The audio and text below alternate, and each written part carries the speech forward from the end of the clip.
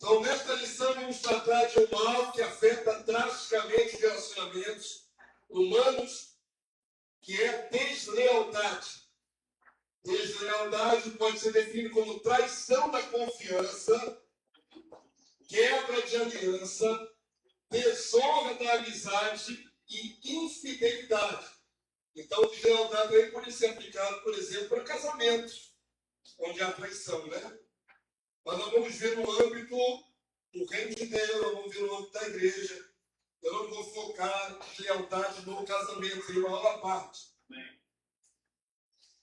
É fruto de quê, deslealdade? Fruto do pecado, sendo uma deficiência de caráter motivada por ambição, inveja, desafeição, falta de escrúpulos e, principalmente, a maior deficiência do ser humano, egoísmo.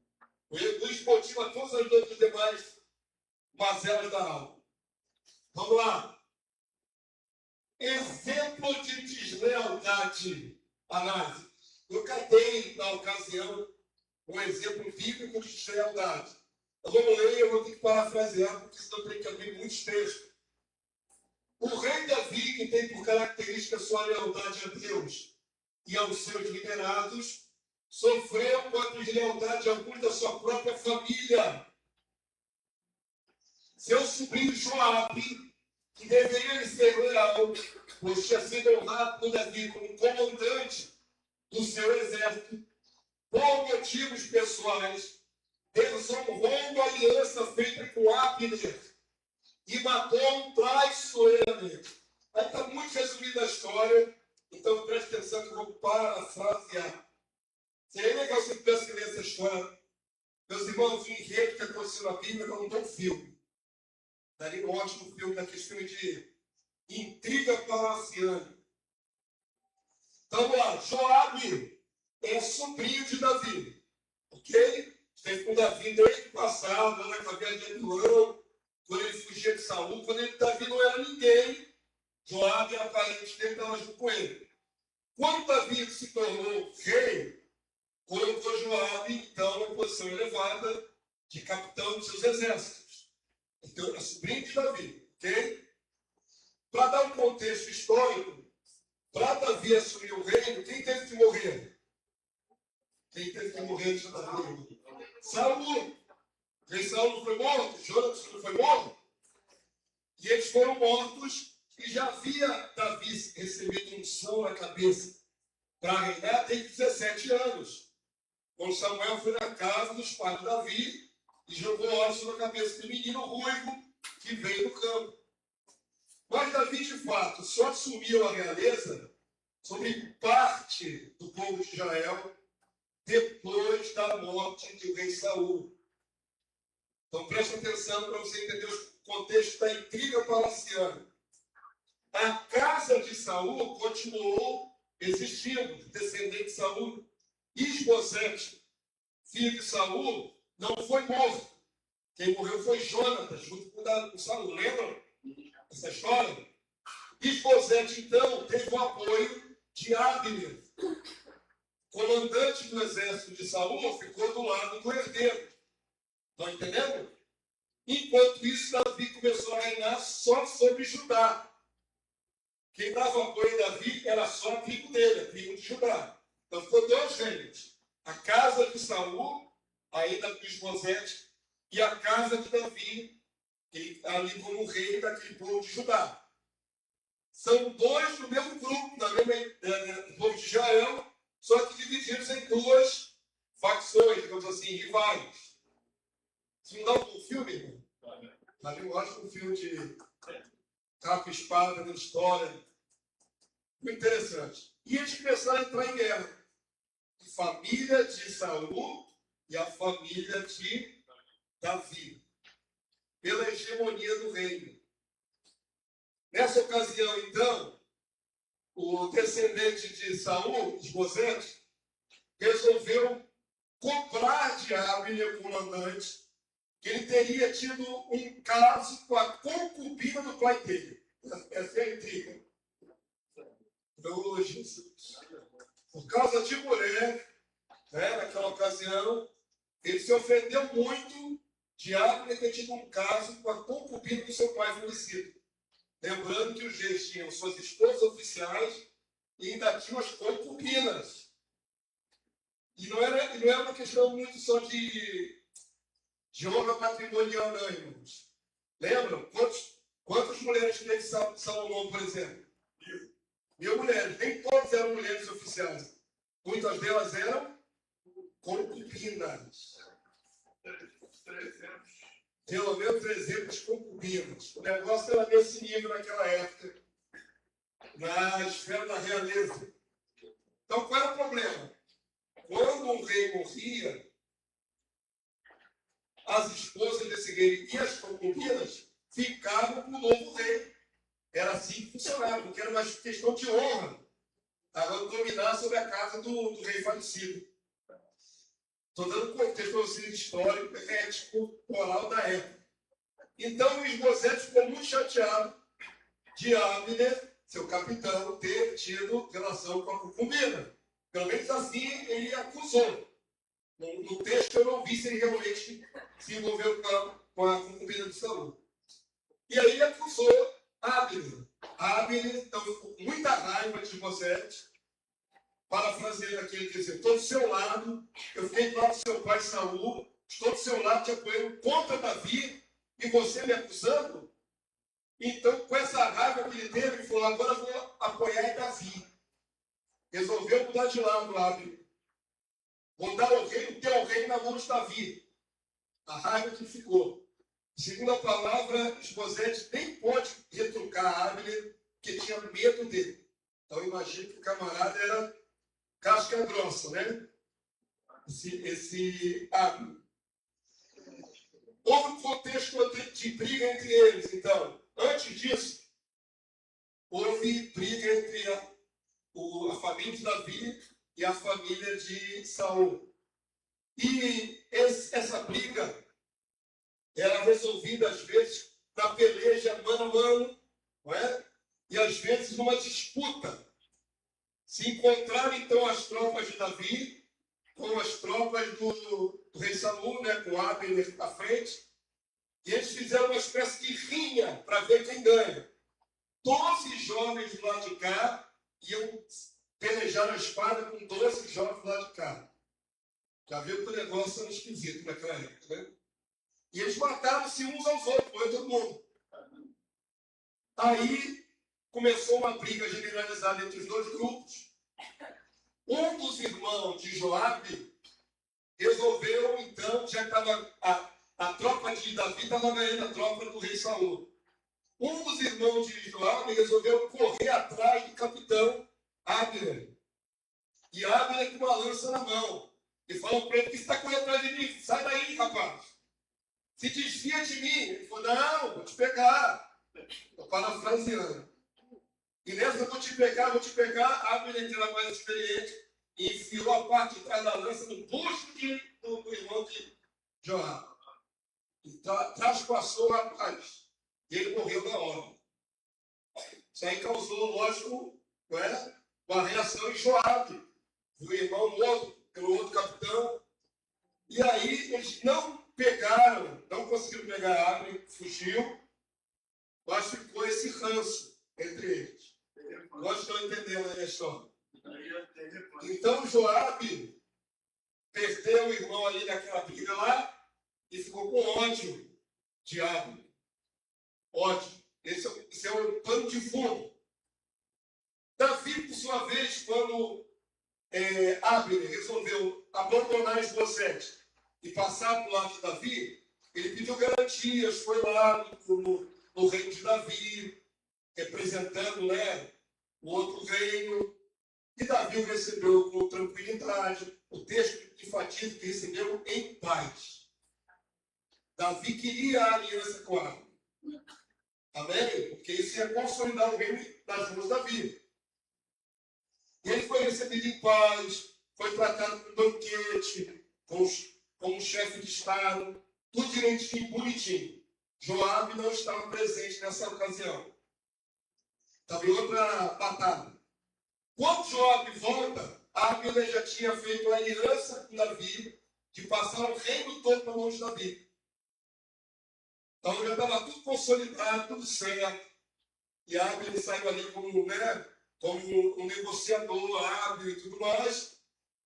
Só que quando Joabe soube que Abner entrou no reino de Davi e não foi morto, Abner se irou muito e correu atrás de onde estava o outro capitão. E ele fez um jeito que o camarada pensasse que Davi queria falar alguma coisa com ele. E ele voltou e entrou dentro de uma casa. E ali Joabe deu um punhal, atravessou Abner. A traição. Já estava tudo certo, estava tudo em paz naquela aliança, mas a vingança falou mais forte. Então ele conseguiu atrair Abner numa emboscada e matou Abner. A traição. Davi, quando soube, chorou amargamente essa situação, estava tudo certo já, e amaldiçoou o primo Joabe, seu sobrinho, né, Joabe. Joabe vai ter que pagar por isso, porque matou o outro general honrado à traição, por deslealdade, quebrando a aliança. E o povo todo soube que não foi Davi que mandou matar. Que poderia cair a suspeita sobre Davi. Olha que intriga para uma cena, irmão. Dá um filme sensacional isso aí. Mas não foi filme não, foi na vida real. Então Joabe, por causa da vingança, quebrou a aliança que Davi tinha feito de paz e matou a traição, fingindo diplomacia, mas ele foi lá e executou o oponente. Amém? Todo mundo entendeu o contexto?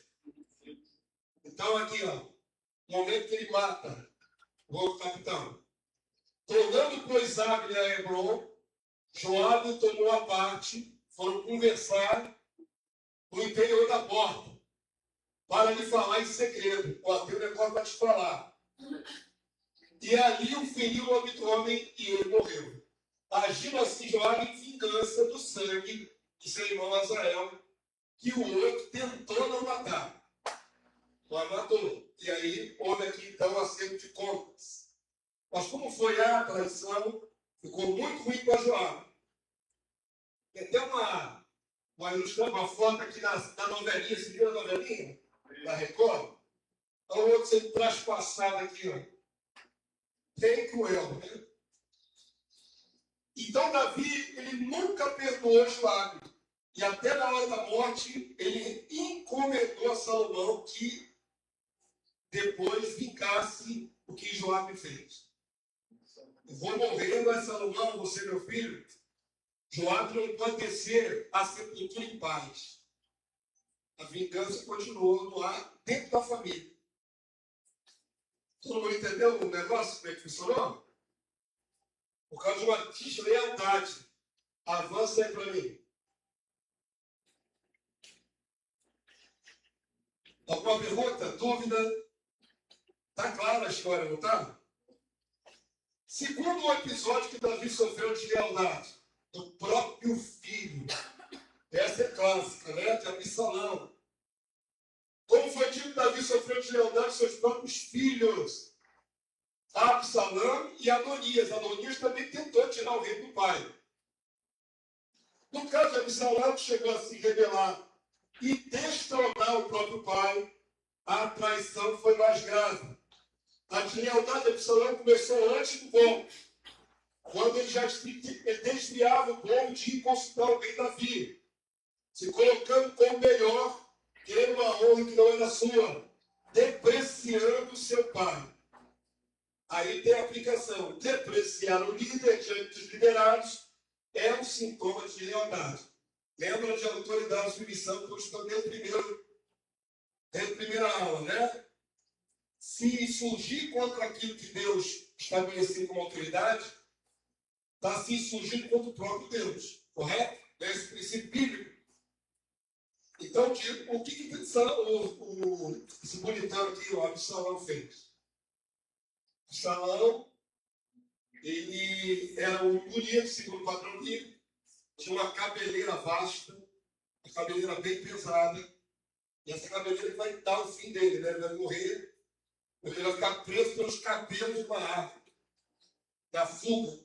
Sabendo que ele vai emaranhar numa área, vai ficar de pendurado e vão matar ele. Mas Absalão, enquanto vivo, era muito amado por Davi, mas ele tinha um coração desleal. Tem aquele episódio da irmã dele que foi, infelizmente, abusada pelo próprio irmão, e depois ele mata o irmão. Pai, espera um tempo, mata o irmão. Então a tragédia se abateu dentro da casa de Davi. Irmão matando irmão. Mas em relação ao próprio rei Davi, Absalão, ele tinha uma ambição maior. Ele queria o trono de Davi. O que Absalão fazia?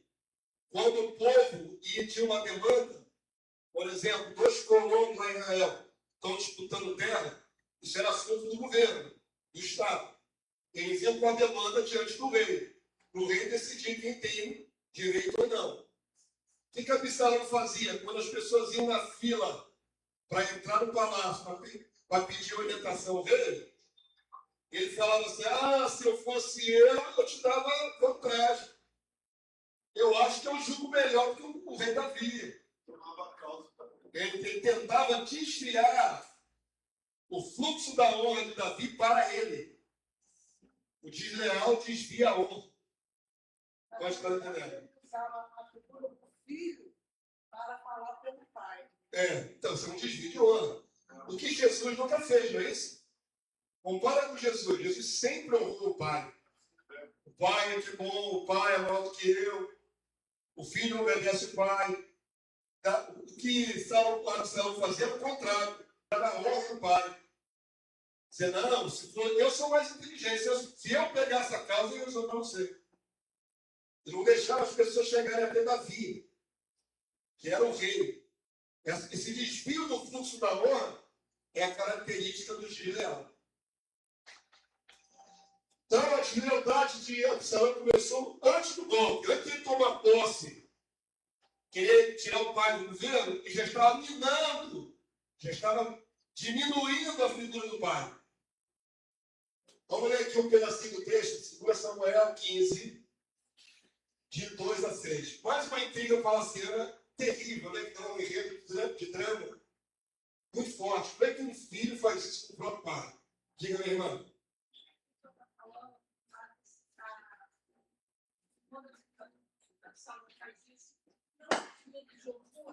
É orgulho. Porque eu me lembrei do céu com Lúcifer. Exatamente. É o meu princípio. Lúcifer queria qual posto no céu? O de Deus. É a mesma coisa. É a síndrome de Lúcifer. Né? O desleal é a cara de Satanás.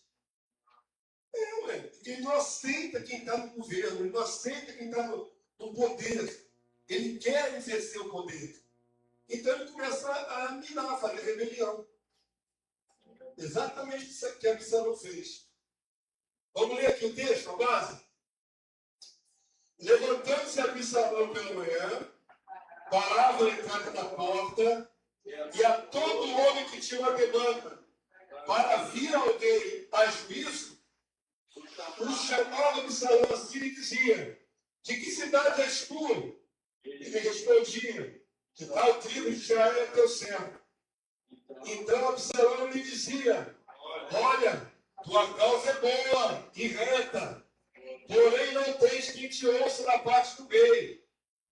Dizia mais Absalão: quem me dera ser juiz na terra? Mas o que ele quer? Poder. Para que viesse a mim todo homem que tivesse demanda ou questão, para que lhe fizesse justiça. O camarada sabe que o rei já está fazendo esse papel. Mas ele quer que ele seja o juiz de todas as causas. Ele quer a honra que não é dele. Verso 5, vamos lá? Também quando alguém se chegava para inclinar-se diante dele, ele estendia a mão, pegavam e beijavam. Tipo político, né? Em época de campanha não beija todo mundo. É assim, político em época de campanha, beija a criança no colo. Beija todo mundo, fica afável. A maneira de atrair para si a simpatia do povo, tirando a honra do seu pai. Desta maneira fazia Absalão a todo Israel que vinha ao rei para juízo. E assim, olha aqui como é que o texto conclui, ó, o texto bíblico. Furtava o coração dos homens de Israel.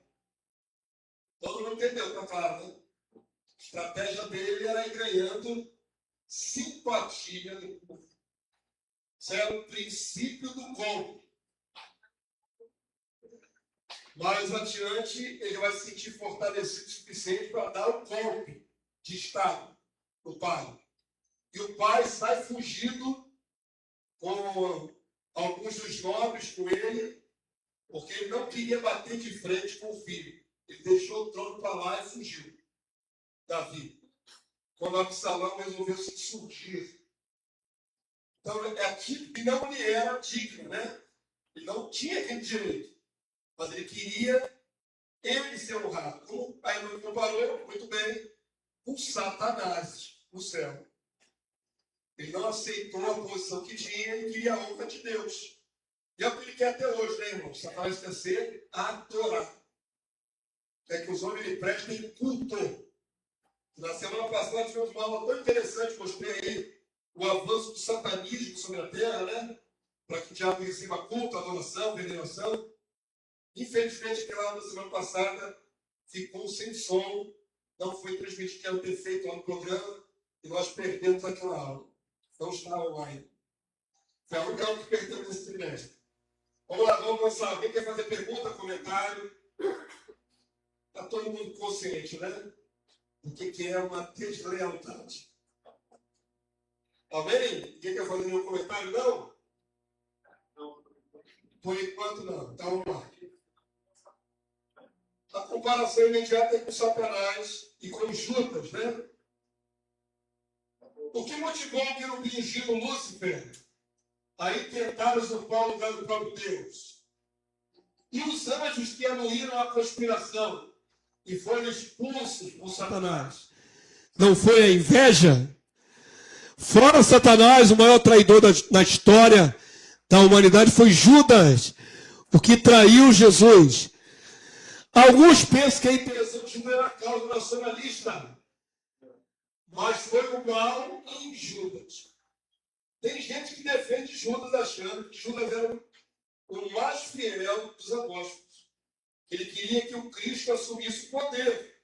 E como Jesus não queria assumir poder real, naquela ocasião, estava sendo zeloso. Já vi gente defendendo Judas assim. Judas era mau caráter, apesar de ter sido escolhido pelo Senhor como um dos 12. A palavra de Deus declara que Judas era ladrão. Além de ser filho maligno é uma designação de pessoa mau caráter. Filho do maligno, filho de Belial, é pessoa ruim. Mas a história mostra que Judas era ladrão.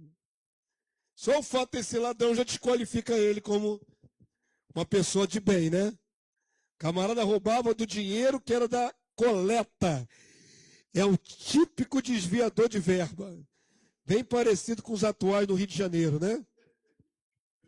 Infelizmente, está falando com eles, uma crise institucional. Em 30 anos, 5 governadores foram depostos por corrupção. Todos os 5. Nós não tivemos um governador que não tenha sido caçado ou preso. Nós não temos um governador legítimo há mais de 30 anos, irmãos.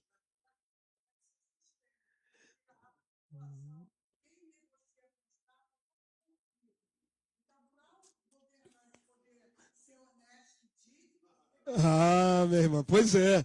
Você disse é sistêmico, mas qual outro estado você conhece que 5 governantes consecutivos foram presos? Qual? Isso é sistêmico em todo o Brasil. O Brasil todo é corruptível. Mas qual estado tem 5 consecutivos? Ninguém, nenhum outro estado é assim. Eu tenho a suspeita que aqui, porque foi a primeira capital do país, há um olho do diabo sobre o Rio de Janeiro, né? Além de ser a primeira capital do país, foi o Rio de Janeiro, é também um polo industrial, um polo turístico, tem muito dinheiro envolvido aqui no Rio de Janeiro. Primeiro foi Salvador? É, tá certo. Segunda capital. Quando houve a República, não foi para cá que estabeleceram? Foi para cá. Então. Mas quando era capital lá em Salvador, eu não lembro agora da história, mas não era porque ainda era da coroa portuguesa? Da coroa portuguesa. Aqui foi a República, é aqui no Rio de Janeiro. Enfim, o diabo sabe a importância que tem o Rio de Janeiro. Então nós temos uma sequência de uma crise institucional. Todos os líderes são corruptos. Todos. Os governantes. Todos. Todos. Todos. Não tivemos pelo menos um alívio de um que não foi. Então veja que a história é antiga, né? A deslealdade tem por raiz, então, o que, irmãos? Ambição. Poder. A deslealdade tem uma raiz egoísta, por isso que eu digo que o egoísmo é a base de tudo. A pessoa quer que ela seja o centro, que ela assuma o poder. Então, o que motivou Satanás? Sede de poder. O que motivou Judas? Também. Ele tinha interesses pessoais na entrega de Jesus. Tiago 4,1 resume a miséria humana. Vamos lá, vamos ler? De onde procedem as guerras e contenda que há entre vós? De onde, senão dos prazeres que militam na vossa carne? Então é carnal. O princípio da contenda é carnal. É da carne humana, caída. Cobiçais e nada tendes, matais, invejais, nada podeis obter. Viveis a lutar e a fazer guerras. Nada tendes, porque não pedis. E aí vai seguir dizendo que você pede mal, e etc, etc. E é interessante que essa carta de Tiago é para a igreja. Vai estar falando para o mundo, né? Que se mata, tem inveja. Mas ele está voltando a carta para a igreja. A igreja também tem seres humanos que cometem esses erros. Ok? Infelizmente, né? Ambição. Diga. Tem a ver com a nossa igreja, mas quando nós estávamos lá na Palferra, eles consideravam o pastor Arcélio que tivesse tomado ele. Mas aí tem uma história, né? Tem um background de fundo aí, que foram os batistas que construíram aquele templo, tem mais de 80 anos. 104 anos aí. Os batistas pegaram o terreno e levantaram o templo. O pastor Arcélio, ele foi contratado, na Igreja Batista é assim, é contratado, votado por democracia para assumir lá a direção. Quando ele não quis sair, por causa da diferença de opinião teológica, quando ele começou a pensar diferente, ele, na verdade, teria que sair do santuário, porque aquele santuário é da Convenção Batista, é dos batistas. E ele pelejou para ficar. Foi nessa época que nós chegamos lá. Tanto é que a lei deu ganho de causa aos batistas tradicionais. E ele teve que ser expulso. Pois é. Para o pastor Arcélio era uma questão. Não, eu acredito que não é só do templo, porque ele nem ganhava mais dinheiro que ele ganhava antes. Era uma questão de estabelecer a visão da palavra que ele recebeu e tudo mais. Mas para os irmãos que eram batistas tradicionais, era uma disputa pelo santuário, pelo prédio, pela estrutura física. E eles não aceitaram. Até que ganharam na justiça e o pastor Arcélio teve que sair dali, né? E foi feio, porque foi uma briga. Eu não era nem nascido de novo ainda. Eu trabalhava na Juep como desenhista e me deram o Jornal Batista para fazer. Eu já fiz o Jornal Batista nos idos de 1990 e pouquinho. Eu que montava o jornal, botava a foto no lugar, o título. Cheguei a trabalhar com o Jornal Batista. E não era convertido ainda. E já tinha manchete, né? Lá no jornal lá. Igreja de Jacarepaguá está em guerra. Eu nem conhecia pastor Arcélio pessoalmente e já sabia que aquela igreja era um escândalo na época, que estava em guerra por causa do santuário. Em 1996, por aí. Antes, 94, 93, 92, já era, a guerra já estava estabelecida lá em Jacarepaguá. E eu sabia pelo jornal que eu montei. E eu nem era nasci de novo ainda. Enfim, não adianta voltar atrás, não tem máquina do tempo, né? Só fazer o paralelo. As pessoas disputam por poder. A questão é de poder. Vamos lá, avança aí para mim. Vamos falar das características da pessoa que é desleal. Logicamente, eu poderia aplicar isso em todos os âmbitos do relacionamento humano. Uma pessoa pode ser desleal numa amizade. Você tem uma amizade, tanto tempo, conhece a pessoa há muito tempo, e ainda assim aquela pessoa te faz uma deslealdade. A deslealdade também se configura no casamento. A traição é uma deslealdade. Os dois têm um pacto, uma aliança. Né? O casal tem uma aliança. Mas eu não vou focar aqui nesta aula sobre casamento. Como disse, daria uma aula à parte. Amém? Então vamos focar na deslealdade dentro do contexto do reino, dentro do contexto da igreja. Acontece muita deslealdade. Vamos observar a característica do desleal. O desleal é um perigo para a obra de Deus. Deus Pai sofreu deslealdade de Satanás no reino do céu. O Senhor Jesus sofreu com a deslealdade de Judas, que o entregou aos inimigos. Dentro da igreja, formada por homens pecadores em aperfeiçoamento, não é incomum que haja membros desleais à obra. E quem não ajuda, o que acontece, irmãos? Espalha. Já é um sintoma desse mal. Líderes desertores. Em tempos difíceis da igreja, um auxiliar desleal se afasta. Provérbios 25, 19. O apóstolo Paulo não quis levar João Marcos na obra missionária, porque este abandonara a missão pela metade. Tem muita gente que não lembra dessa passagem. Que eu acabei de ler aqui. Quantos sabem o que aconteceu? Leni sabe. Então, como vocês estão com cara de que não sabem, vocês vão saber agora. Você sabe por que Paulo se separou de Barnabé? Lembram que Barnabé foi o primeiro a ir até a Paulo, quando Paulo era perigoso, entre aspas? Ninguém queria se aproximar de Paulo, Paulo era o perseguidor da igreja. O único que acreditou em Paulo foi Barnabé. Pegou Paulo pela mão e levou até os apóstolos. Então Barnabé era parceiro de Paulo, ok? Amigo, considerado. Só que tinha o tal de João Marcos. E João Marcos não quis continuar a missão. O contexto é esse. Lembrando que as missões de Paulo era viajar pelo mundo afora levando o evangelho. Então o que Paulo achou muito errado da parte de João Marcos? Ele começou, mas parou na metade e não quis ir adiante. Isso indignou Paulo, ao ponto de discutir com Barnabé e os dois se afastarem um do outro. Olha, apóstolo Paulo e Barnabé, dois líderes da igreja.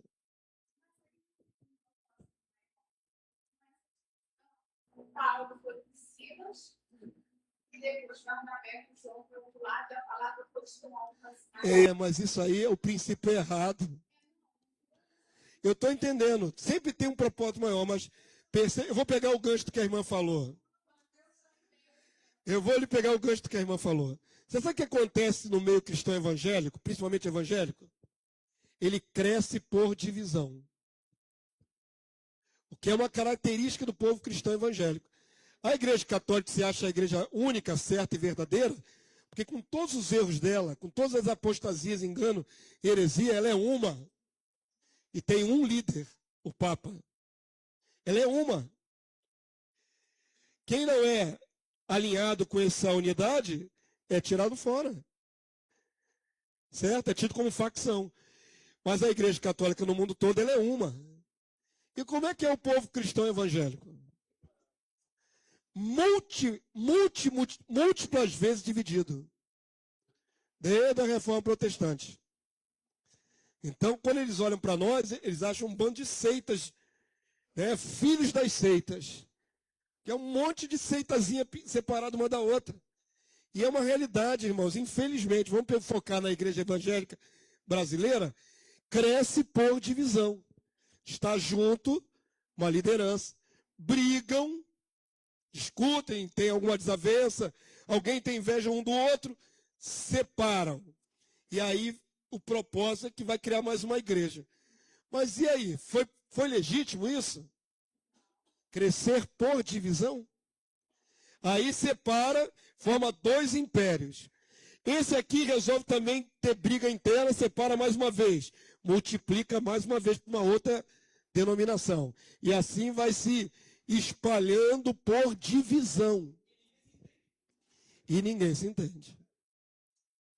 Esse é o grande mal do meio evangélico. Deslealdade.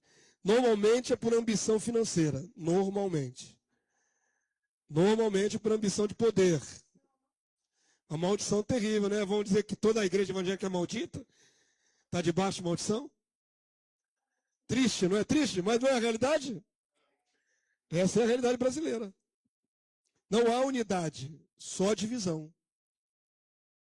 E vai se multiplicando por divisão, e vai crescendo por divisão, e ninguém se entende. Não há uma unidade do corpo do Cristo.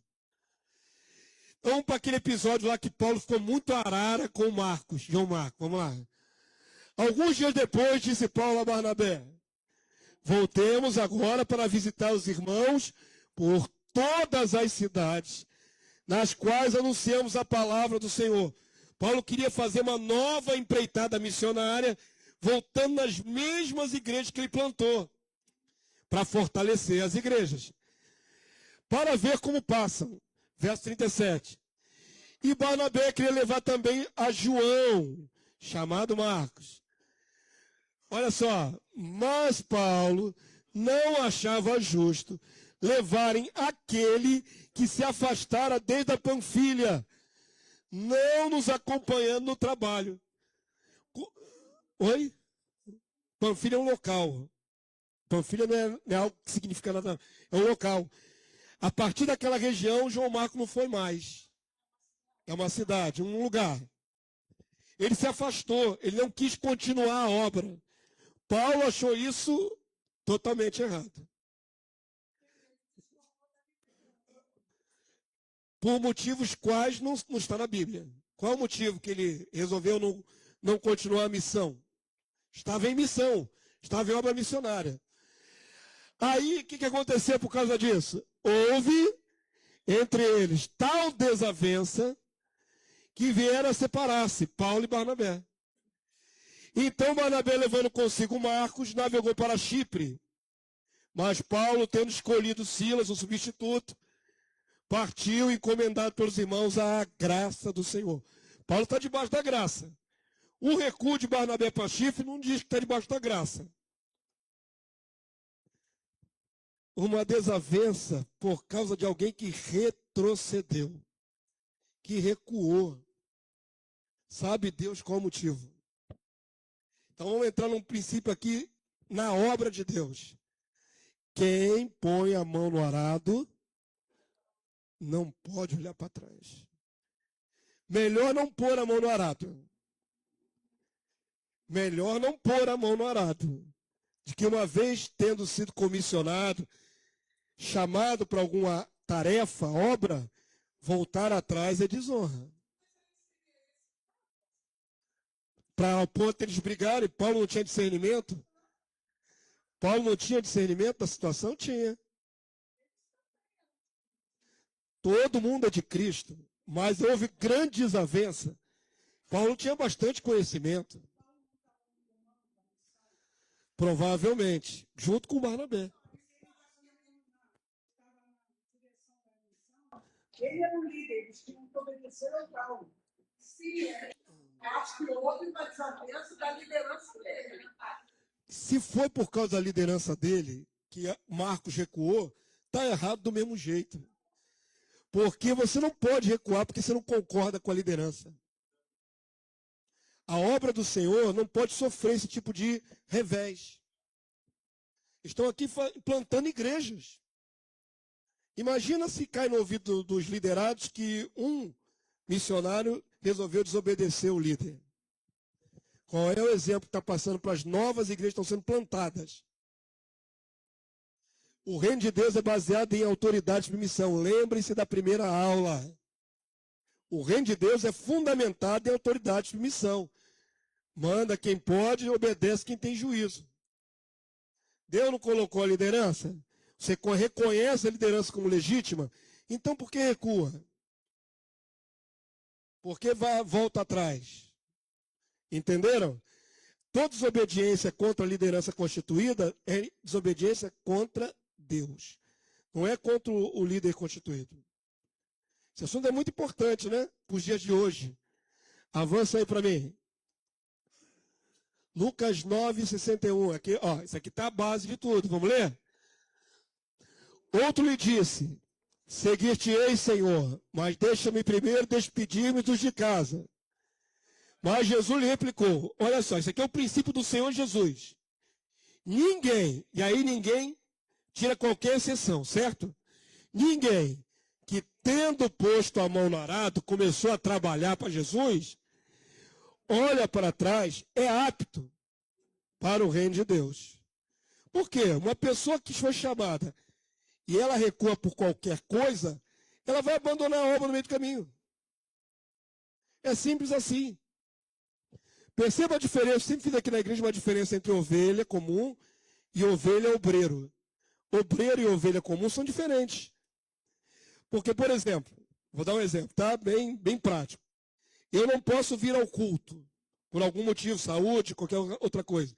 Eu vou contar com alguém abaixo de mim, um obreiro, para poder dar continuidade para o trabalho.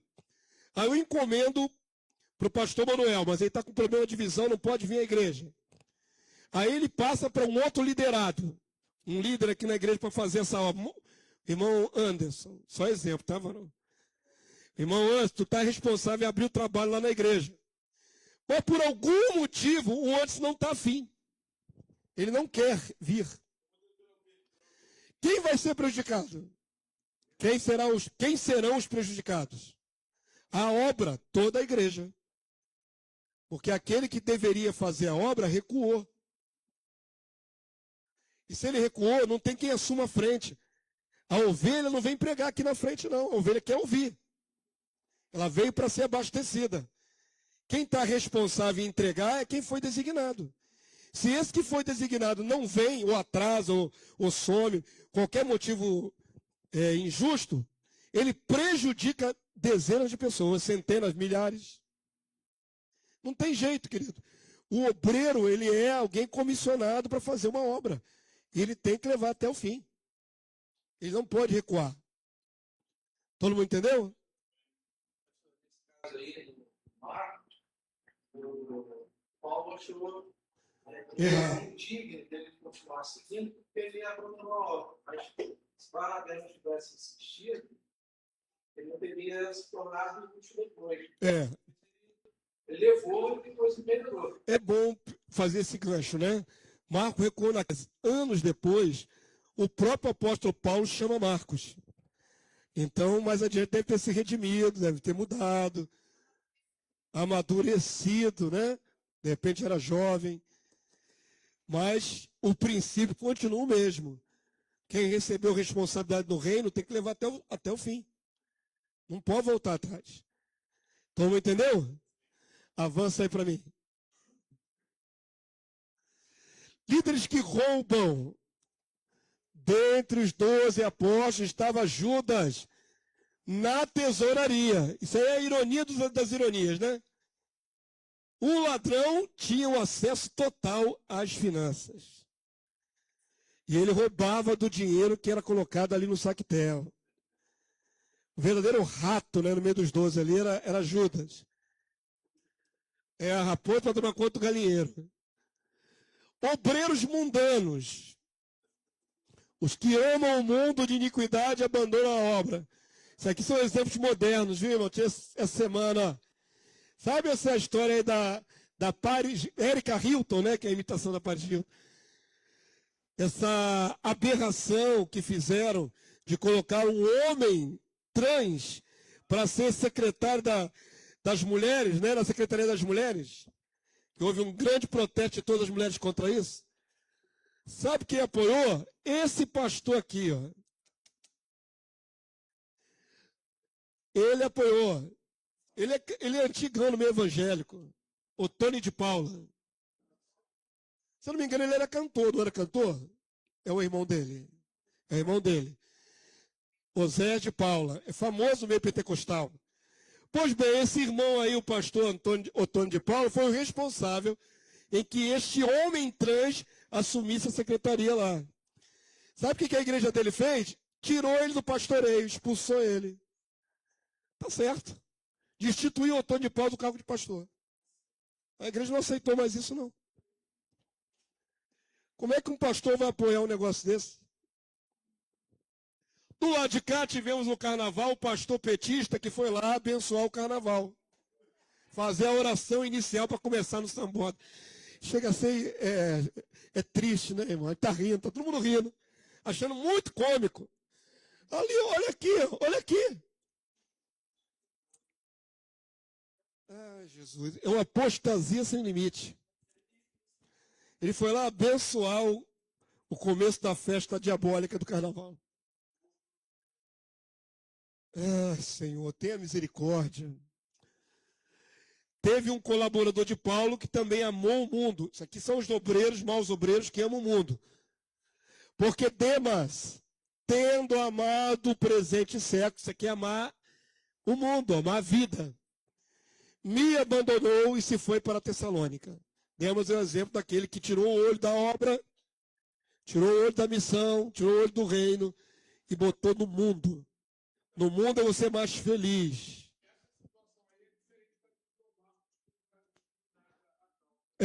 João Marcos foi um retrocesso. Não é? Não se sabe por quê. No caso desse aqui, não, tem o porquê. Ele amou o presente século.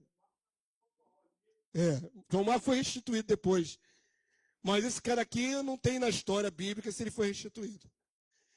O que é amar o presente século? Amar o mundo. Amar o mundo. Eu não quero morrer por causa do evangelho, eu quero viver. Eu quero fazer alguma coisa nessa vida. Amou mais o mundo, perdeu a salvação. João Marcos não perdeu a salvação. Avança aí para mim. Só ficou como exemplo de um retrocesso, que não pode. O obreiro não pode retroagir. Obreiros altivos. Aí vem da personalidade, do caráter, né? São aqueles que acham que são tão bons ou melhores do que seus líderes. E por isso têm grande dificuldade de se submeter. Está lá os exemplos bíblicos. Obreiros que se irritam quando corrigidos. Isso acontece demais. O que não recebe bem a correção e se ira, não é apto para aprender. Então vamos lá, vamos para a base bíblica. Provérbios 9, 8. Lê aqui comigo, vamos lá para você não ficar só ouvindo minha voz. Não repreendas o escarnecedor, para que te não aborreça. Repreende o sábio e ele te amará. É difícil isso acontecer na prática, né? Você repreender alguém, a pessoa te agradecer. Obrigado. Eu precisava dessa correção. A pessoa inteligente, sábia, ela recebe a correção, ela pensa, será que eu estou errando mesmo? É para o meu bem, né? Ele está falando para o meu bem. A pessoa que é tola, quando é repreendida por algum erro, ela fica com raiva de você. Parte para cima. Vira inimigo. Ela não pondera se aquilo que está sendo corrigido é legítimo. Ela simplesmente fica com raiva. Então, o sábio agradece. O sábio vai te agradecer. Obrigado por me corrigir. Eu precisava dessa correção. Eu não estava vendo esse erro no meu comportamento. Eclesiastes 4,13. Vamos lá, igreja. Melhor é o jovem pobre e sábio que um rei velho e insensato. Já não se deixa admoestar. É a pessoa que não tem mais como corrigi-la. Melhor uma pessoa que aceita ainda a correção do que alguém que está numa posição há muito tempo e não se deixa mais corrigir. Amém? Avança aí para mim. A aula de hoje é bem prática. Obreiros que estão dando desculpas, se justificando. Ai, Jesus. O que não para. O que eu escrevi ali, meu Deus? O que não para ouvir é para ouvir, mas faltou uma palavra ali. Tá faltando mais um para ali. É parado o verbo parar e para a preposição. Tá faltando um para ali.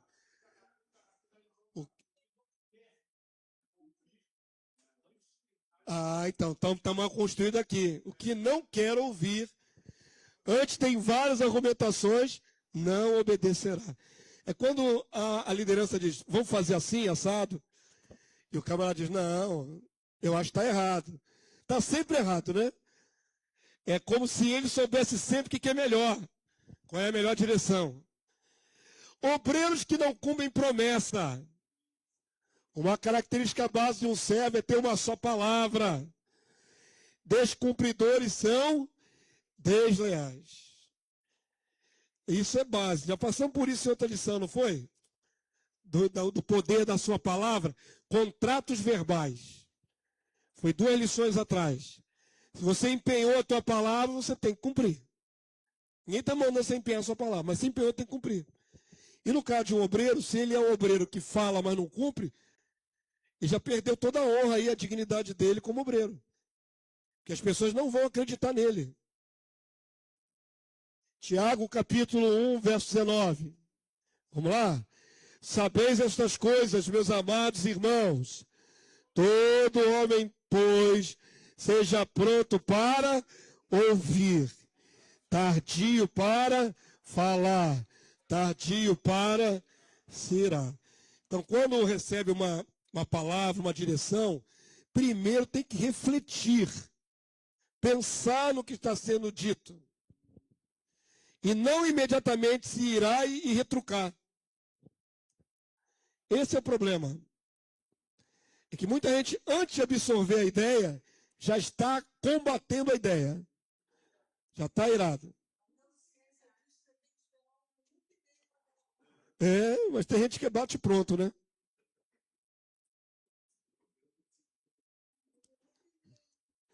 Aí é falta de domínio próprio, que não consegue segurar a própria língua. Espera, ouve primeiro.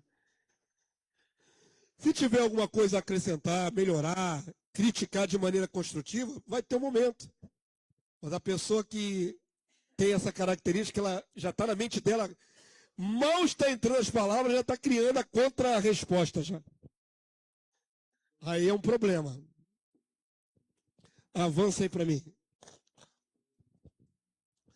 Obreiros que não cooperam com os outros, são desleais à obra, que não ajudam. Obreiros infiéis nas ofertas. Já deu ruim. Porque na comunidade da igreja tudo é comum. Não é? Vamos lá, está aqui, ó, estamos pagando luz para você poder ter iluminação aqui nesse lugar. Tem um ar-condicionado, tem os ventiladores. Se você não ajuda financeiramente, como é que você é obreiro? Que obreiro é esse que só usufrui e não ajuda em nada? Então, existem pessoas que são assim. Eu não vou nem falar em exemplo, porque para que a gente vai botar alguém aí exposto, né? Mas essa aqui é uma obra comum, então todo mundo ajuda.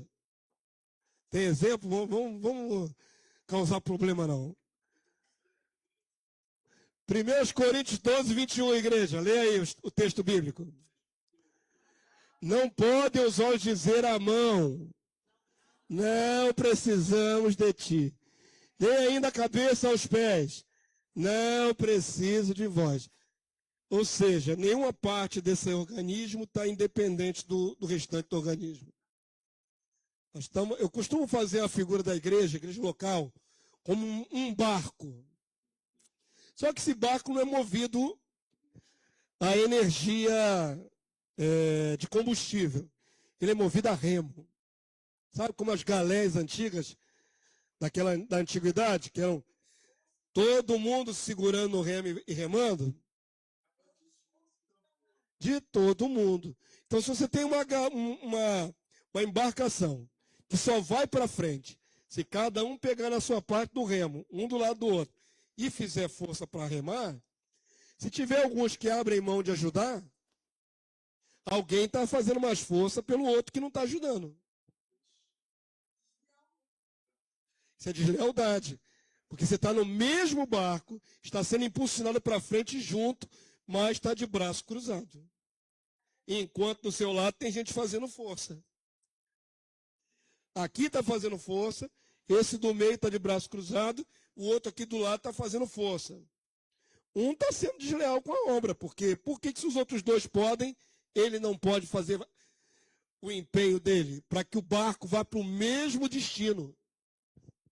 Está todo mundo se beneficiando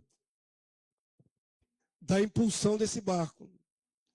Então não é leal um obreiro, até mesmo uma ovelha comum na sua obreiro, que não ajuda para o barco ir adiante. Só fica de braço cruzado, vendo aonde vai dar. Turismo. Não é próprio isso. Quem é chamado para ajudar na obra, tem que ajudar na obra. Amém?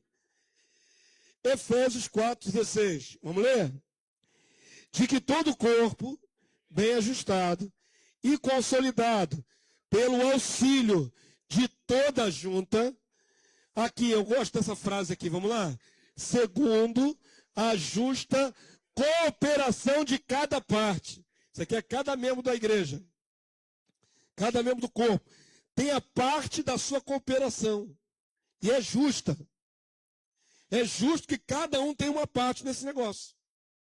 Na sua cooperação. Efetua o seu próprio aumento para a edificação de si mesmo em amor. O final dessa construção é em prol do próprio corpo. Mas cada um tem a sua justa parte de cooperação. Correto? Mesmo que você seja só o olho. Você pode... Ah, pastor, eu não sou olho, não sou boca, não sou cabeça. Eu sou o dedinho mindinho. Não importa. Dedinho mindinho também ajuda. Amém? Todo mundo entendeu? Está no mesmo corpo. Si mesmo aqui não é cada indivíduo, não. Si mesmo é o corpo. Está edificando o corpo. Cada um indivíduo está cooperando para a edificação do coletivo, do corpo. Também, se você pratica o amor, você edifica a si mesmo também. Mas o amor é prático, não é só um sentimento na mente. Tem que se manifestar em obra, em atitude. É corpo. O que Paulo está visando ali é o corpo, a cooperação de todas as partes do corpo. Ele fala das juntas e ligaduras. Ele está visionando um corpo humano. Todo corpo opera a seu próprio benefício. Você usa a sua mão para colocar alimento na sua boca e você tem saúde. Todo corpo é beneficiado pelo auxílio da sua mão.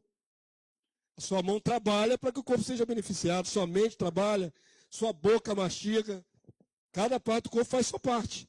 Mas todo o corpo fica saudável. A figura é esta. Amém? Todo mundo pegou? Avança aí para mim. Que coisa bem prática, né? Líderes que não dizem amém. Isso é interessante. O que não é concorde com o seu líder se omite de apoiar e se comprometer com o seu amém. Isso é triste.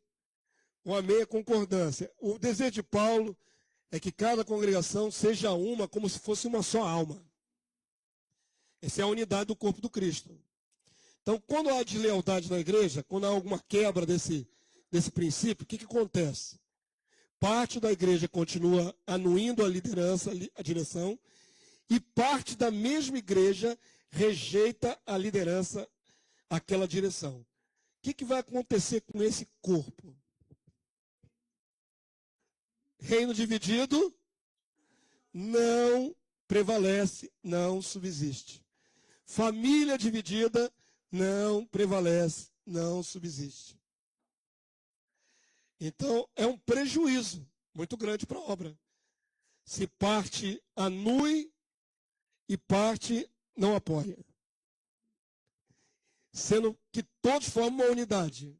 Deveriam formar uma unidade. Então, o que acontece? Voltamos ao assunto. Mais constantemente no meio evangélico. Divisões. É o que mais acontece. não alinha com o pensamento da liderança, sai fora. Não alinha, sai fora. Isso é muito importante a te falar aqui, irmãos. Porque, infelizmente, temos histórico de divisões, né? Eu, por exemplo, eu entrei na Igreja Batista, ainda era Batista, no tempo do pastor Acélio, e estava em guerra, em divisão. Por aquilo que falamos mais cedo. Então, já entrei ali naquele contexto de guerra, litígio. E os antigos vão lembrar, era uma guerra sistemática. Havia acusação de um lado, do outro. Uma coisa horrível, um ambiente absurdo. Terrível. Chamavam o pastor Acélio de tudo quanto é nome feio. Queriam ver o diabo, não queriam ver ele presente. Macumbeiro, feiticeiro, outras coisas mais, chamavam ele, né? Então a gente entrou numa igreja que estava nesse nível de conflito. Pessoas lá, tinha a parte, assim, como é que chama? Galeria. Tinha embaixo na nave as cadeiras e tinha em cima a parte da galeria. E pessoas lá de cima vaiando, xingando, falando besteira. Era terrível. Era terrível.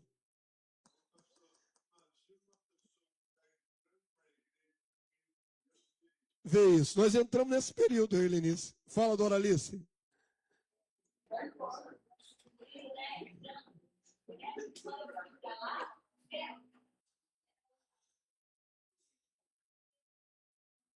Antes do pastor Acélio.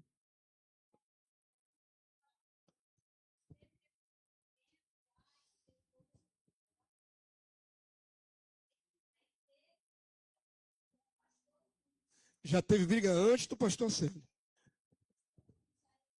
Isso eu não sabia. Aí, tá vendo?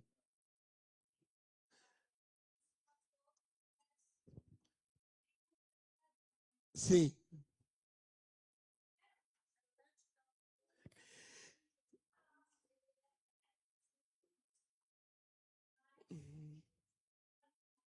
Se levantou, se insurgiu.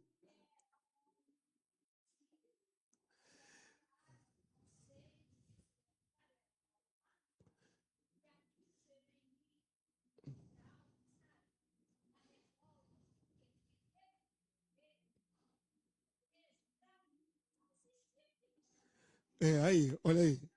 Um mau testemunho, né?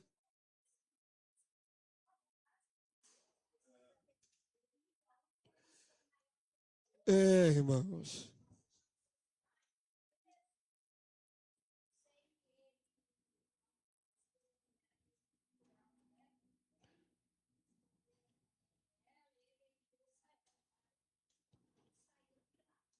Viu?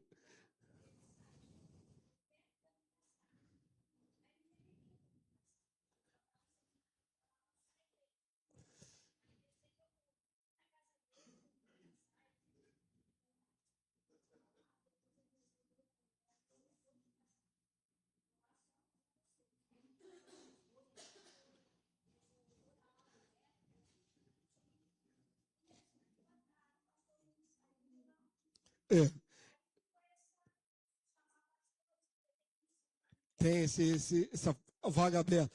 Mas é o sistema batista, né? Que é diferente. Então já teve uma guerra antes do pastor Acélio. Então, olha como é que isso é sistêmico, né? O corpo diaconal se voltou contra o pastor. Como é que é isso?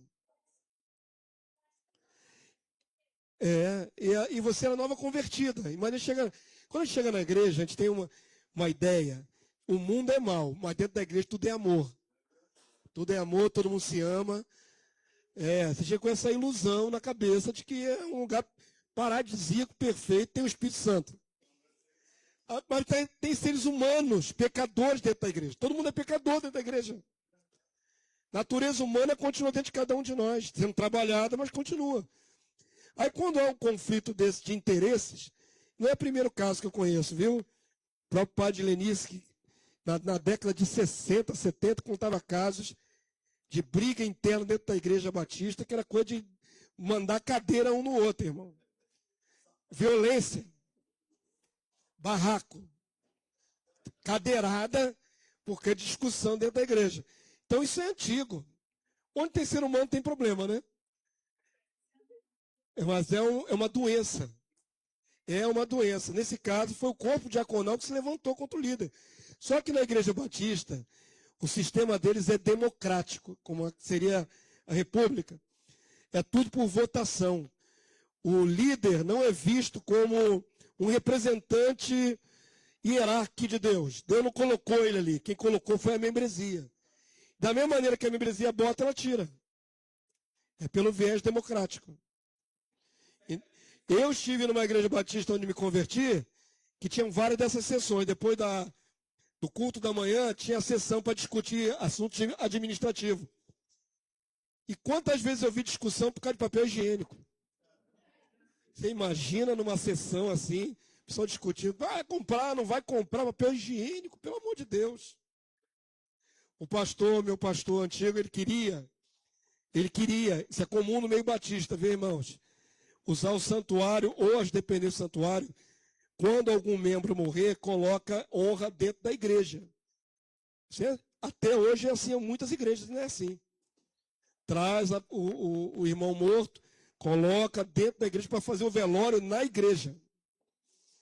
É triste, mas era o tipo de honra que se dava antigamente, era assim. E o meu antigo pastor queria fazer um espaçozinho, né, para fazer esse velório dentro da igreja. O restante da igreja votou contra e ele não conseguiu, ele morreu sem conseguir colocar isso em prática. Porque quem manda na igreja batista são os membros. É diferente. Ué, mas é o sistema deles.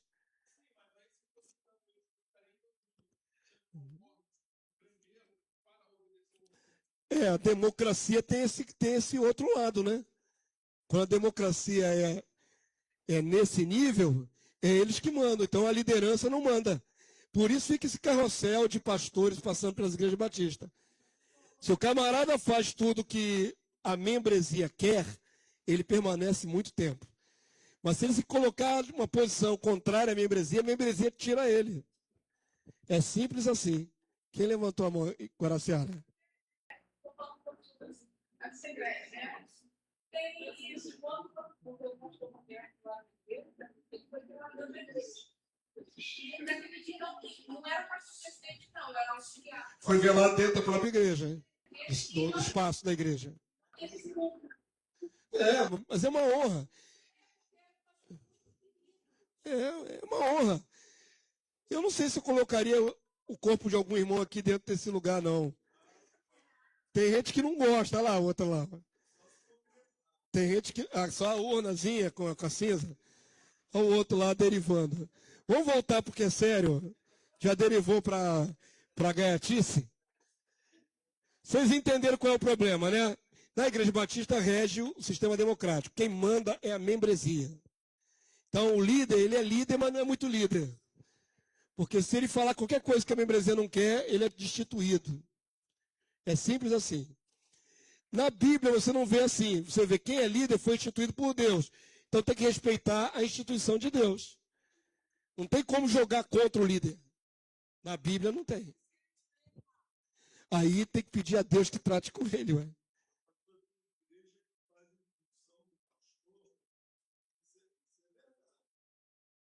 Pastor, por ser igreja, pastor já sabe. E arrecada menos que deveria existir. Aí é o sistema financeiro, aí já é o, como é que chama? Igreja, como é que se chama isso aí, meu Deus? Esse carrossel financeiro aí, isso é outro sistema, isso é um sistema. Igreja que faz com que o pastor produza tanto recurso, se ele não produzir, ele é tirado e colocado outro. Isso aí é um sistema financeiro. Isso aí não é uma igreja correta, é bíblica. Semana que vem a gente vê, tá bom? Vamos voltar para cá. Mas quando alguém dentro da igreja, um obreiro, um líder, discorda da liderança, vai haver o que na igreja? Divisão. Vamos lá, Provérbios 26, 24, igreja. Aquele que aborrece com os lábios, mas no íntimo encobre engano. Então o camarada está ali, mas o coração 16, 12. Olha, isso aqui é um exemplo clássico de uma resistência contra o líder. Mandou Moisés chamar a Datã e a Abirão, filho de Eliabe, porém eles disseram, não subiremos, nós não vamos. Moisés era o líder estabelecido por Deus. Lembrem-se que quem se levantou contra Moisés, até seus irmãos. A irmã de Moisés não se levantou contra a liderança de Moisés? E não ficou leprosa? Deus não mostrou quem era o líder? Depois não se levantaram contra Moisés e contra Arão? E depois não tiveram que fazer aquele negócio das varas para provar que Arão era também escolhido por Deus? Moisés passou por vários episódios de insurgência da sua liderança. Nesse caso, Datã e Abirão vai descer pelo buraco abaixo até o Sheol. Rebelião de Datã, Coré e Abirão. Quando chamou Moisés para conversar, ele disse, nós não vamos. Aí, meus irmãos, aqui é rebelião pura, né? Aqui é rebelião declarada. Não subiremos. Avança aí para mim. Eu até coloquei essa postagem outro dia na internet, um tempo atrás. Uma das maneiras de não dar apoio é se ausentando. Ausentar-se na obra, muitas vezes é um ato político. É pensado, irmãos. Não é, por que fulano não está vindo? Vamos analisar. Tem algum motivo. Se não tiver doente, não tiver amargurado de alma, não tiver com alguma deficiência, muitas vezes é porque não concorda com a liderança. A ausência é absolutamente política. Vamos deixar vazio porque aí ele vai sofrer, o líder. Isso é algo premeditado. Então, uma das maneiras de não dar apoio é se ausentando. A não presença fala mais silenciosamente do que um protesto. Não se ausente da obra de Deus. Amém? Provérbios 18, 31. O solitário busca o seu próprio interesse, é egoísta. E insurge-se contra a verdadeira sabedoria. Avança aí para mim. Líderes que não concordam com a direção dada pelo que preside, sequer podem ser obreiros ou não alinham com a direção, se não alinham com a direção do líder. Como é que alguém pode ser obreiro na casa do Senhor se você não concorda com os rumos do trabalho? Não pode. Essa pessoa é um potencial desviador de honra. Ela vai desviar a honra. Opinião. Agora, se é divergente, se ele é divergente, ele não quer aquela direção, o melhor que esse obreiro faz é sair da igreja. Está formado na mente dele. Ele não vai negociar, ele vai pelejar. Existe um livro chamado Lealdade e Deslealdade. Você tem esse livro. Esse livro aí, meu irmão, o pastor que escreveu da África. É um pastor, um bispo muito grande lá da África, que tinha várias congregações, e ele sofreu vários reveses. Aí escreveu esse livro. Ele pegou todos os exemplos bíblicos, o livro é todo bíblico. Não é ele narrando a historinha dele, não. É cheio de versículos bíblicos que nós colocamos aqui, de exemplos de deslealdade na Bíblia. Tem inúmeros. O livro é todo baseado biblicamente. Quantas deslealdades há na Bíblia? Quanta deslealdade. O livro é bom, chama Lealdade e Deslealdade.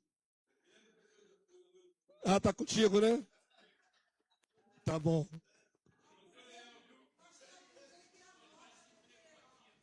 Eu vou trazer e vou mostrar para vocês o livro qual é. É sério, irmãos. Infelizmente acontece.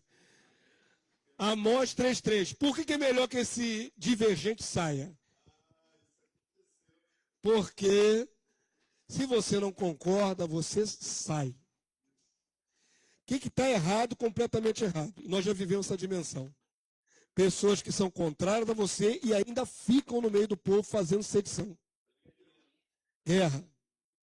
Isso é o pior de tudo. É surreal. Se a pessoa não concorda, simplesmente saia. Mas ficar para pelejar, guerrear contra, aí é doloso. Falta de temor a Deus. Você começa a pelejar contra uma liderança instituída por Deus, se tiver legítima também, né? Se a liderança estiver legítima. Então, qual é o conselho? Isso aqui foi o que eu usei quando eu não concordei com a liderança da igreja onde eu saí. Viu me perguntar, por que você saiu? Eu usava esse texto aqui. Amós 3:3. Vamos ler juntos? Já está no finalzinho. Andarão dois juntos, se não houver entre eles acordo? Não comunga, não fecha com o mesmo pensamento, não anda junto. É simples assim, irmãos. Não está concordando, não acha que é por aí, melhor separar.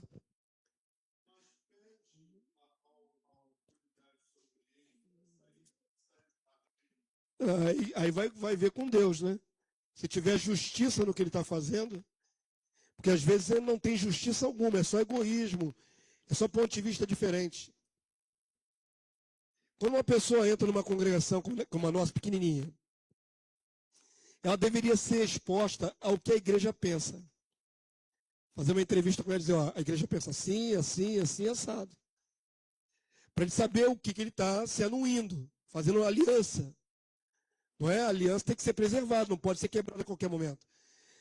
Mas quando a pessoa entra com outro pensamento, às vezes ela vem com herança de outros ministérios. Ah, na outra igreja funcionava assim, na outra igreja funcionava assado. Aqui não funciona assim. Ela pensa que ela pode adaptar a experiência anterior dela à realidade nova da nova igreja. E às vezes isso dá conflito. Então, porque se lá é tão bom assim, por que saiu de lá, né? Mas quando chega na outra instituição, com outras regras, com outra direção, ele entra em conflito, porque ele queria que fosse semelhante ao da outra igreja. Aí não dá, pô. Aqui tem uma direção, lá tem outra. Não é? Tem normas diferentes, condutas diferentes, e acaba dando conflito. Deveria ter pensado antes de fazer aliança. Por que você acha que tem tanto desigrejado? Porque nunca tá bom, né? Com a pessoa. Nunca tá bom, nenhum líder presta, todo líder tem defeitos. Ou seja, não tem lugar perfeito. Não tem lugar perfeito. Isso é fato, né? Avança aí para mim. Vamos terminar. Muitos ministérios de igreja sofreram com líderes hebreus rebeldes, que causaram terríveis divisões no corpo de Cristo. A rebelião não deve ser tolerada. Rebelião aberta, confronto aberto, não pode ser tolerado. Uma pessoa rebelde ela tem que ser excluída da igreja. Não pode simplesmente aceitar que ela continue na igreja.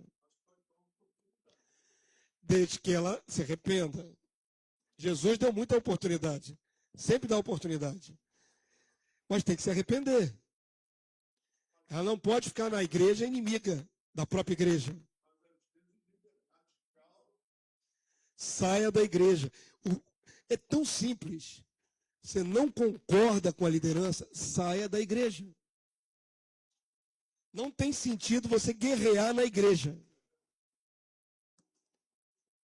Aí ele está guerreando no corpo. É corpo contra corpo. É o corpo do Cristo. Se tornou um agente de agressão, de guerra. Vai ser julgado por isso. Facciosos que causam sedição vão ser julgados por isso. Tito 3,10. Olha ali que eu falei ali, ó. A quebra da aliança ocorre antes no coração. Alguns podem ser restaurados, outros não. Alguns podem se arrepender e ser restaurados. Mas tem gente que firmou no coração um pensamento contrário e ela não vai ser restaurada. Não aceita. Então, o melhor para ela é sair. Tito 3,10, igreja, último texto, vamos lá. Evita o homem faccioso, depois de molestá-lo primeira e segunda vez. Aqui ainda tem uma certa norma, né? Chance. Uma vez, duas, não fala três. Não falou três. Uma, duas. Mas isso é um fato, igreja. E assim vai a igreja brasileira se dividindo e crescendo por divisão. Creio que sim, tem que se arrependa. Tudo é arrependimento. Aí tem uma coisa errada. Por que ele não pode conviver com seus irmãos? Sabe qual é o grande X da questão do desigrejado? Nenhuma instituição presta. Todas elas são contaminadas, são Babilônia, são sistemas financeiros. Todo pastor é ladrão, corrupto. Beleza, então Deus não tem ninguém na terra que possa ser líder dele. Sabe como é que a palavra chama essa pessoa? De pastor de si mesmo. E se você olhar os textos que falam de pastores de si mesmo, estão alinhados com os rebeldes, anárquicos. E vão ser destruídos. Está fora. O corpo do Cristo não é feito de irmãos que têm que resolver as coisas dentro do próprio corpo. Membros uns dos outros. Se ele se alija do corpo, ele sai do corpo porque ele não pode conviver com os irmãos, ele está rejeitando o corpo do Cristo. É rebelde. Sabe, na Santa Ceia, cada um de nós dá um pãozinho, juntando todo o nosso pão, forma o Cristo. Por isso que Paulo fala isso, que alguns estão fazendo ceia separada, está errado. Que não pode ser assim separado, nós somos uma unidade. Não pode haver sectarismo, não pode haver grupinho. Nós somos uma unidade. Então, quando uma pessoa se afasta do corpo do Cristo, ela pode até dizer na cabeça dela, mas eu continuo agarrado a Jesus. Mentira, porque ninguém pode ficar com a cabeça sem o corpo. Eu estou só com a cabeça, debaixo do braço, assim, a cabeça de Jesus. Tá não. Você rejeitou a noiva. A noiva tem problema? Tem. Ela tem um monte de problema. A noiva é cheia de pecadores? É cheia de pecadores. Mas é o fruto do penoso trabalho de Jesus. Você não pode rejeitar a noiva do Cordeiro e ficar só com a cabeça. Não pode. Você está rejeitando o corpo, o trabalho de Jesus, porque ele se deu. Você não pode rejeitar a igreja de Cristo. O grande desafio de algumas pessoas, narcisistas, egoístas e tontosistas, é que ele não consegue conviver com os seus irmãos. Com as fraquezas, com as dificuldades. O irmão é mais chatinho, outro irmão é mais devagar, outro irmão é lentinho, outro irmão é mais acelerado. No corpo de Cristo tem vários tipos de personalidade e de pessoas. E você tem que amar todo mundo.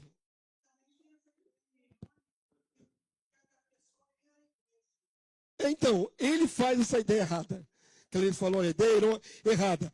Eu sou a igreja. Isso é o maior absurdo que alguém pode declarar. Nenhum indivíduo é a igreja. Não existe igreja de um indivíduo. Igreja é coletivo. Onde estiverem dois ou mais, ali estou eu no meio deles. Igreja é construída de mais de um.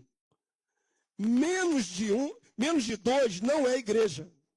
É indivíduo.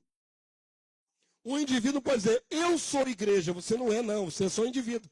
Nós somos participantes do corpo do Cristo. Cada um de nós é um participante do corpo do Cristo. Então, quando o camarada se isola, ele não é a igreja. Ele é um rebelde. Ah, mas se isolou porque o pastor fez isso, o pastor roubou, a mulher traiu. Tudo bem, eu até admito que haja tantos males na igreja moderna que causam muitos feridos. Mas não é possível que não tenha um justo que possa guiar aquela pessoa. Seria dizer que o Senhor entregou à igreja a própria sorte. Que está toda a igreja doente, desviada, corrupta, carnal, e não tem Jesus tratando dela. Se você diz que não tem igreja que presta, você está dizendo isso. Mas só que o Senhor tem homens de Deus ainda valentes na terra que estão ali para ajudar a igreja a caminhar. Não pode dizer que não existe.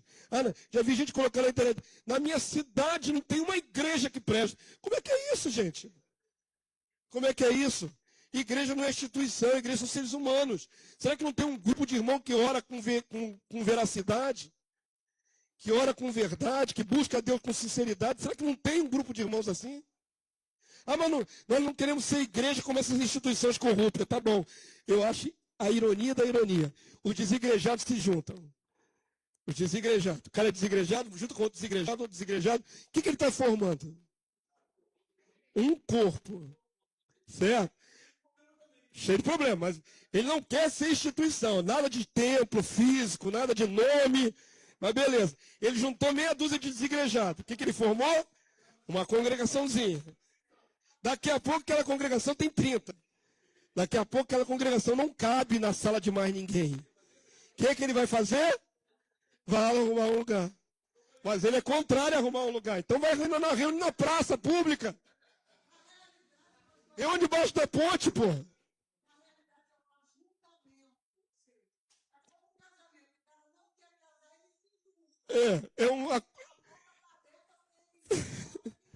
É falta de compromisso. Aí fala assim, também não queremos mais líderes. Nós somos uma organização que não tem líder. Maravilha, quero ver como é que isso vai funcionar. Todo mundo é chefe, todo mundo é cacique. Como é que vai funcionar quando um cacique bater de frente com outro cacique dentro desse grupinho?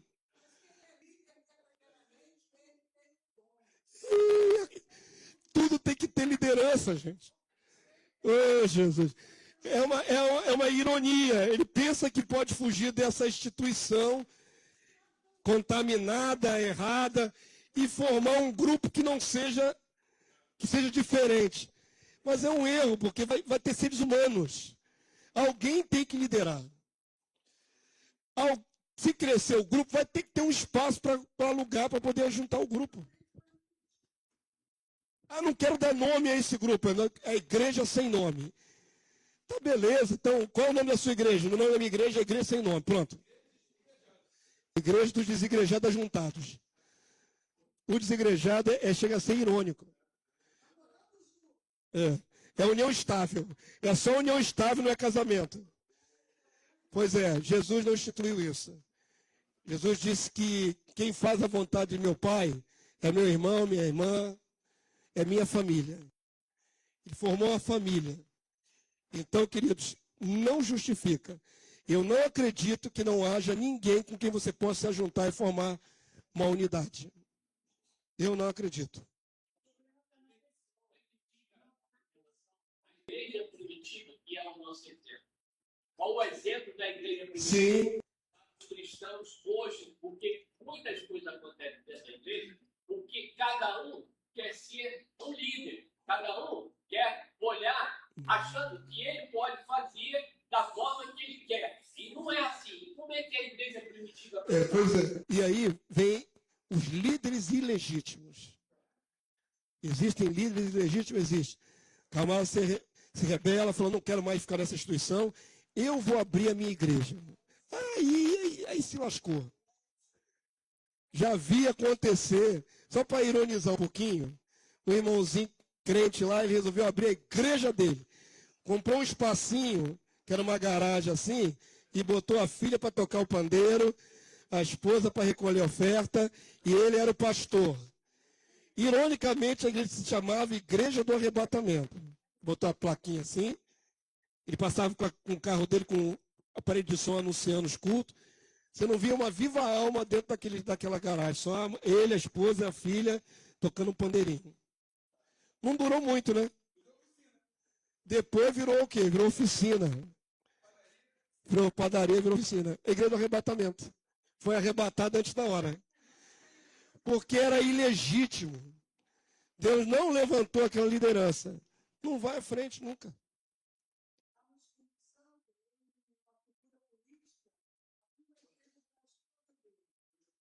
Tem isso também. Mas faço ideia como é que seja. E recentemente houve uma venda de uma igreja inteira. Agora vende-se o estabelecimento junto com os membros. É tanto. Vamos ficar de pé, chega. É muito meu paladar logo de manhã. Sai no jornal, vendo igreja, tantos membros, tantos reais. Tudo isso que a gente está rindo aqui, está indo o pessoal em casa também rir um pouquinho. Mas deveria, sabe o quê? Chorar. A gente está rindo porque é agridoce, né? O assunto é agridoce. É engraçado, a gente ironiza, acha assim meio jocoso, mas é a derrota da igreja. É o humor negro. É a derrota da igreja. Essas divisões são derrota da igreja. Não há unidade.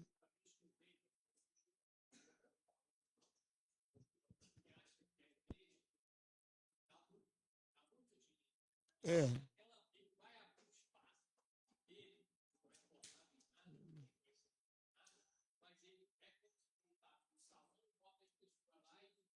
É. Já vi também isso acontecer. O camarada teve dinheiro, alugou um espaço muito grande, lá para Turiaçu, quem está indo para depois de Madureira. Ele abriu um salão enorme, mas ele botou tanta cadeira. Devia ter, sei lá, 500 cadeiras lá. Não tinha ninguém. Depois de um tempo, aquele lugar sem as pessoas chegarem até ali, ele montou só a estrutura. Não tinha ninguém, não dava membresia. Teve que fechar, acabou. Igreja não é assim. Igreja não é um negócio. Não é um negócio. Igreja é o corpo do Cristo. Tudo que se resolve a respeito da finança da igreja tem que ser tratado com muita dignidade, porque senão resvala para o outro lado, que vai dar essa corrupção toda, vai dar um monte de problema. Acabou agora a igreja da Lagoinha envolvida, né? Naquele escândalo aí do Master, Banco Master. E aí fecharam uma igreja lá nos Estados Unidos, da Lagoinha. Um mega templo foi fechado lá nos Estados Unidos. Pois é, tem desvio financeiro, tem um monte de coisa, tem corrupção, tem tanta coisa errada, irmãos. Se a gente poderia ficar aqui mais meia hora falando de escândalo, mas não é o caso. Vocês já entenderam, né? Nunca queira ser um desleal com a congregação. Não seja um desleal. Se você não concorda, é mais digno sair. Ninguém é obrigado a ficar dentro de uma congregação. Sai em paz, recebe a bênção, vai embora. Do que ficar aí pelejando contra a liderança, isso aí vai se insurgir contra a vontade de Deus. Não estou me protegendo com isso não, irmão, já passei por muita coisa. É fato. É fato. Se a minha liderança fosse legítima, não tinha ninguém mais aqui. Tem pouco, mas ainda tem. Não é? Se a minha liderança fosse legítima, eu tinha acabado a igreja há muito tempo.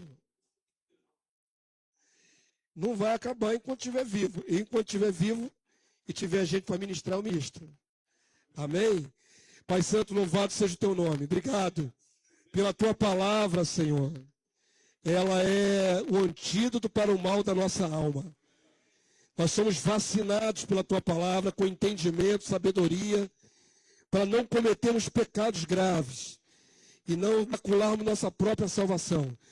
Deus, em nome de Jesus, tudo que aqui ministramos, tudo que aqui falamos, os exemplos que demos, falamos de igrejas locais, falamos de nomes de homens que agora não estão mais nem no mundo dos viventes.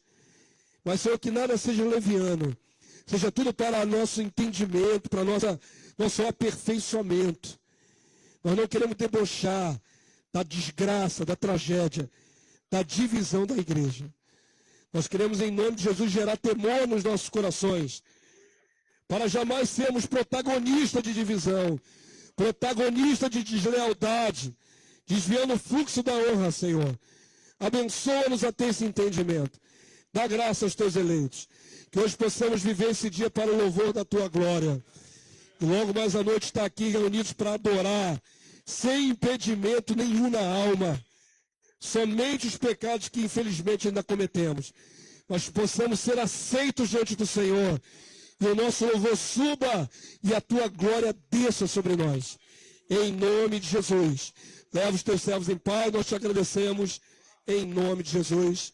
Amém e amém. Glória a Deus. Glórias a Jesus. Vamos na paz.